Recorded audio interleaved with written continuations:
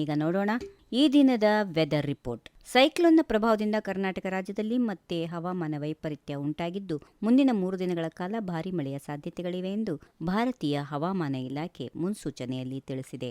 ಬಂಗಾಳ ಕೊಲ್ಲಿಯಲ್ಲಿ ರೂಪುಗೊಂಡಿರುವ ಕಡಿಮೆ ಒತ್ತಡದ ಪ್ರದೇಶದಿಂದಾಗಿ ನವೆಂಬರ್ 5 ಮತ್ತು 6, 7 ಈ 3 ದಿನಗಳು ರಾಜ್ಯದ ಕರಾವಳಿ ಮತ್ತು ಉತ್ತರ ಒಳನಾಡಿನ ಜಿಲ್ಲೆಗಳಿಗೆ ಯೆಲ್ಲೋ ಅಲರ್ಟ್ ಘೋಷಿಸಲಾಗಿದೆ. ಈ ಅವಧಿಯಲ್ಲಿ ಗುಡುಗು ಮಿಂಚು ಸಹಿತ ಸಾಧಾರಣದಿಂದ ಭಾರೀ ಮಳೆಯಾಗುವ ನಿರೀಕ್ಷೆ ಇದ್ದು ಜನರು ಎಚ್ಚರಿಕೆ ವಹಿಸುವಂತೆ ಇಲಾಖೆ ಸಲಹೆ ನೀಡಿದೆ.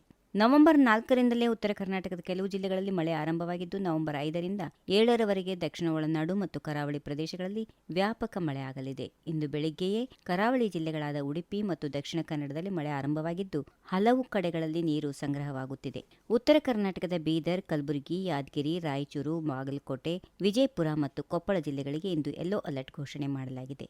ನಾಳೆಯಿಂದ ರಾಜ್ಯದ ಎಲ್ಲಾ ಜಿಲ್ಲೆಗಳಲ್ಲಿ ಮಳೆಯ ಸಾಧ್ಯತೆಗಳು ಇವೆ. ಇತ್ತ ಬೆಂಗಳೂರು ಮತ್ತು ಸುತ್ತಮುತ್ತಲಿನ ಪ್ರದೇಶಗಳಲ್ಲಿ ಮುಂದಿನ 24 ಗಂಟೆಗಳಲ್ಲಿ ಸಾಮಾನ್ಯವಾಗಿ ಮೋಡ ಕವಿದ ವಾತಾವರಣ ಇದ್ದು ಸಾಧಾರಣ ಮಳೆಯಾಗುವ ಸಾಧ್ಯತೆಗಳಿವೆ ಎಂದು ಹವಾಮಾನ ಇಲಾಖೆ ತಿಳಿಸಿದೆ.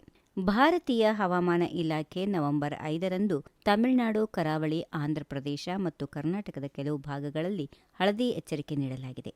ಈ ಪ್ರದೇಶಗಳಲ್ಲಿ ಸೌಮ್ಯದಿಂದ ಮಧ್ಯಮ ಮಳೆಯಾಗುವ ಸಾಧ್ಯತೆಗಳು ಇವೆ.